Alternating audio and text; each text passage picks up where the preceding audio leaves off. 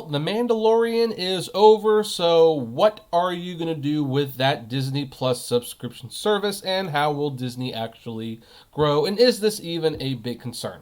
Hey everyone, this is Kevin the Apptrepreneur. Welcome to my channel. If this is your first time here and you happen to like this video, please do me a favor, and maybe even yourself, because you might really enjoy this channel. Click that subscribe button and ring that bell notification. We upload videos on a near daily basis, and you will want to be notified of when those go up, our premieres, our live streams, all that jazz. So anyway, this is not a big surprise for those of you who might be big fans of Disney Plus. You might even be aware of this, but yeah, Mandalorian's over. Mandalorian is over. Well, it is for all you guys. I haven't finished it. Me and Katie haven't finished it. I'm not saying I dislike The Mandalorian. I saw 3 episodes and I enjoyed it, but honestly, I find it didn't really use its time very well, and I have not been in much of a hurry to watch more of it. We got way more interested in the morning show and Dickinson. Like, actually, the Apple TV Plus shows are really good for the most part, except for C. C's awful. I have no... I mean, maybe it gets better. I don't know, but so far, no. I don't want to watch C. But anyway, as Screen Rant points out, the finale of The Mandalorian's first season results in some subscribers canceling subscriptions until the second season arrive. And I believe they have tweets here. So you have Brown Table Marcio saying, time to cancel Disney Plus, Mondo's over. And Ryan Audley says, is this true for you? What made you cancel Disney Plus? Other, Mandalorian's over, this is the way.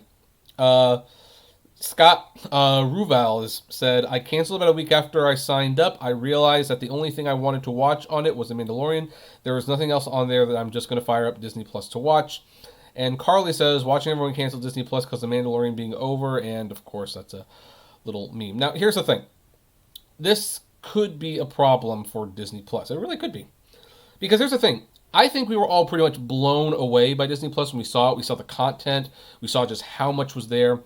There's also a little unspoken truth about this where, like, a lot of the stuff on Disney Plus is, A, for kids, B, you already own it, or C, it's stuff you really don't want to watch again anyway. Like, here's the thing. Like, let me kind of put into perspective just how problematic Disney Plus can be in the streaming wars without a Mandalorian. Okay, you have all your Disney classics in one place. That's great. Guess what? A lot of people have them on disc. I know, physical media is dying. Don't tweet that. The bottom line is, we all own the Disney classic movies, or most of us do. So Disney Plus itself might not be a draw. We have The Simpsons on there. Okay, that's something people want to watch. Most Simpsons fans have the first 20 seasons on DVD and Blu-ray and the movie. And after season 20, there's some decent moments, but it's not like it was ever great again after that. So that's not much of a draw. What about the Disney Channel shows? Lizzie McGuire, Even Steven, That's So Raven. Guys, have you watched these shows since you were 14? You watch 10 minutes of most of these shows, and maybe even two episodes if it really tickles a nostalgic bone. But you watch it and it's like, nuh-uh. No, these shows have not aged well. They're not good now.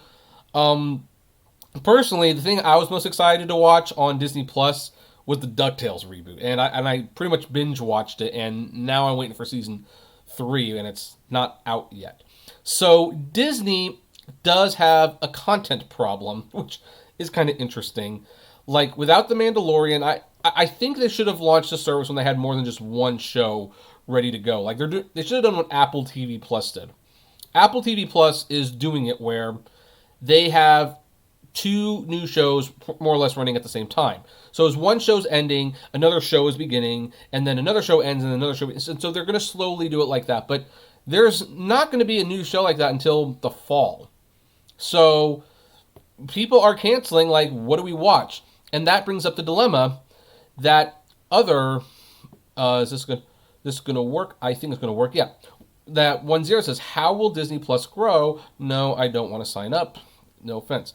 And they have this cute little chart, which I will probably make the thumbnail. So, as they point out, Disney Plus has an unprecedented marketing campaign, a top-tier content, and a low price. So what's missing? Well, what's missing is new shows that make people want to go out of their way to keep a Disney Plus subscription. Or maybe they don't have kids. That's the other thing. So, Mike Rabb, I believe that's how you pronounce it, writes, the day after Disney Plus launched on November 12th, the company made a startling announcement that 10 million users had signed up for the subscription video service. The figure shocked most industry analysts and amounted to 17% of Netflix's domestic subscriber base, which is 60.6 million, and more than 33% of Hulu's most recently announced subscriber base, 28 million, all in just one day. More recent reports have suggested that Disney Plus mobile app has been downloaded more than 22 million times.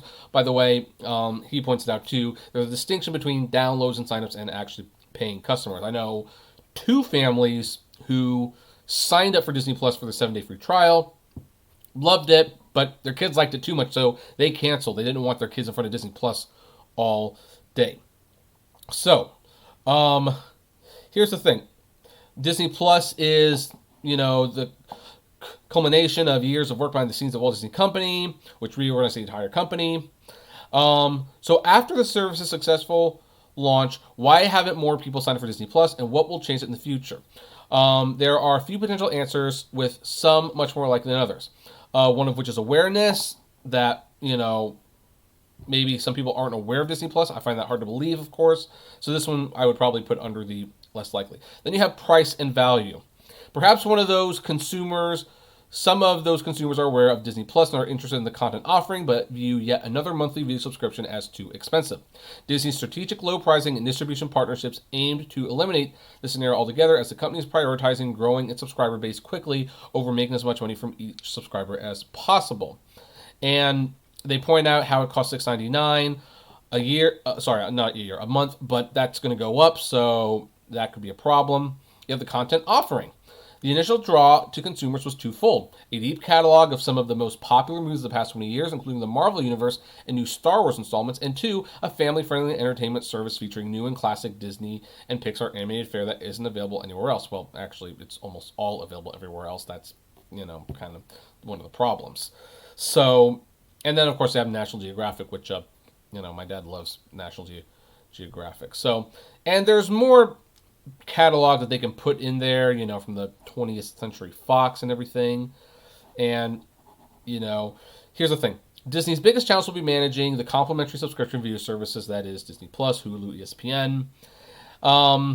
As competitors like Netflix, Amazon Prime Video, and HBO Max have one subscription encompassing all their non-sports content, including children's programming, which this could be a big problem for Disney, because when you put the Disney logo on it, they think it's safe to just plop your kids in front of it. By the way, Disney Plus is not 100% child-friendly. There is actually a way to turn on the child-friendly mode. I will post a link to that if you are curious in that. So, the best long-term play they can make in that area is combining Disney Plus, Hulu, and ESPN into a single service, which would attract more customers. The problem with that, of course, is, well, then you have all those FX shows and The Handmaid's Tale where Toy Story 4 is, so that could be a problem. Then you have availability, because Disney's not everywhere yet. It will be at some point, but at the moment it's not, so that's one way they can grow. Managing churn. This is the most interesting one. While the initial demand for Disney Plus is an encouraging sign for the best positioned media company to take on tech's interest in television and conquer the innovator's dilemma, the most important aspect of subscription-based businesses is not adding new subscribers, but managing churn or customers who cancel subscriptions. Rick Greenfield, a partner at Lightshed Partners, summarized the biggest hurdle for Disney Plus in his post: burn and churn. Why are Google searches for canceling Disney Plus 4 times Netflix? We wonder whether new users without young kids will churn at a high rate until the content offering expands. They probably will, if we're being perfectly honest. Now, I would like to throw in some other suggestions on what Disney can do. Frankly, I think they could make their product better.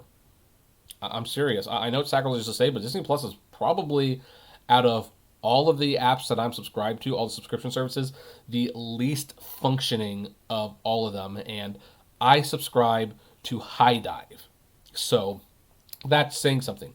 Months after launching, and it has been months, episode orders for TV shows are still out of order. The service still has periodic shortages. I think it still doesn't really do a good job of recommending new stuff. The content's still kind of scattered. I think it's kind of nice that they have it sort of by Disney, Pixar, but if you want like drama, action, comedy, you have to actually scroll down. That is a major, major pain. It's an absolute major pain. Frankly, the loading for the service, for anything you do, takes forever, and I'm using an Apple TV. I think the service just needs to be tweaked a little bit. It needs to actually function. Now, is Disney Plus in trouble? No. There's a lot of people who will not cancel subscriptions because people like me actually bought a few years up front. Disney was very smart in doing like a lot of upfront multi-year plans. If you're a Verizon customer, you got a year of Disney Plus for free. If you were a D23 member, you had an option to buy 3 years of Disney Plus upfront for less than $5 a month, and that's what I did. So this thing for me is paid off for 3 years. I am not getting rid of it anytime soon. And by the time it's time for me to start paying money again, at that point, all the kinks should be worked out. They should have more content. And at that point, I will probably just keep it. I don't see why I would get rid of it unless their original content is really that uninteresting, because it is. I do find it ironic that the main reason a lot of people are canceling is because The Mandalorian is over, while I couldn't muster up the interest to even finish the stupid thing. So, I don't know. It's going to be very interesting to see where Disney goes from here, though. Especially since, Star Wars appears to be waning just a little bit. I mean, the Rise of Skywalker will pass $1 billion this week, but it took a long time. It took a lot longer for it to get there than you'd think it would have gotten. So I don't know. I don't think Toga really drew a lot of people in. Noelle was like an embarrassment. Like when I watched that, it's like, oh, no wonder you didn't put this in theaters and put it straight to video. In a sense, it felt like a direct-to-video thing.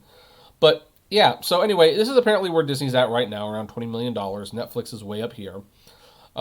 Disney wants to be way up here. I think Disney predicts that they will have 100 million subscribers within 5 years. Like that's an interesting estimate, considering Netflix doesn't have that much, and they've been around for how long now?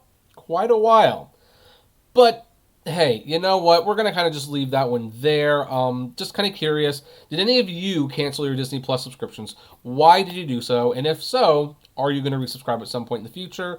Or are you on an extended plan? What do you think of the service so far? I'd love to know what your thoughts on all of this is. So, do me a favor. Comment below, like, favorite, share, subscribe, and as always, flame responsibly. Have a good one.